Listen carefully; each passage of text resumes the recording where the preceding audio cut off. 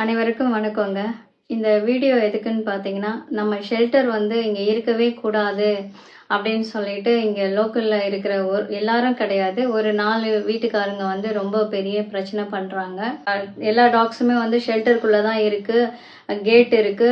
24 hours வந்து அங்க உள்ள செக்யூரிட்டி இருக்காங்க. வெளியில டாக்ஸ் வரமாட்டாங்க.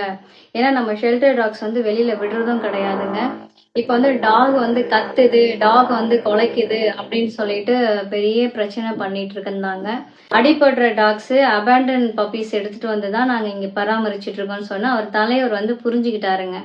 நம்ம ஷெல்டருக்கு பக்கத்துல இருக்கிறவங்க வந்துட்டு இதை பெரிய பிரச்சனையா எடுத்துட்டு போய் கலெக்டர் கிட்ட வந்து இது ஒரு பெட்டிஷனா எடுத்துட்டு போய் கொடுத்துருக்காங்க. எனக்கு லோக்கல்ல இருந்து பிடிஓ கிட்ட இருந்து காலு, லோக்கல்ல இருக்கிற ஏஇ, விஓ இவங்க எல்லாருமே வந்து பாத்தீங்கன்னா கடந்த ஒரு வாரமா வந்து எனக்கு மனசே சரியில்லைங்க.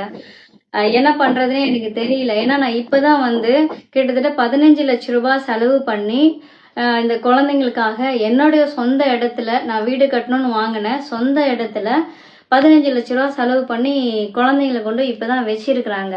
திரும்பியும் நீங்க அங்கிருந்து எங்கேயாவது போங்க அப்படின்னு சொன்னா நான் எங்க இத்தனை குழந்தைங்களை எடுத்துட்டு நான் எங்க போறது? எங்க என்னால உடனே எப்படி எங்களால ரெடி பண்ண முடியும்? ஏன்னா எல்லாமே ரெஸ்கியூ கேட்ஸ், ரெஸ்கியூ டாக்ஸ். வீட்டுல ஒரு 25 டாக்ஸ் இருக்காங்க. 25 கேட் இருக்காங்க. அங்க கேட் வைக்க முடியாது. வீட்லயும் வச்சிருக்கோம், ஷெல்டர்லயும் வச்சிருக்கோம். எப்படி என்னால உடனே போக முடியும்னு எனக்கு தெரியலங்க.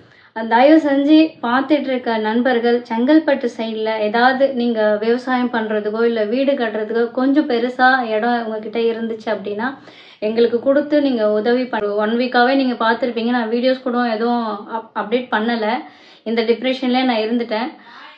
செங்கல்பட்டு சைடில் எனக்கு லேண்டு கொடுத்து உதவி பண்ண முடியும். தற்காலிகமாக கொடுங்க, எங்களுக்கு நிரந்தரமாக கூட வேண்டாம்.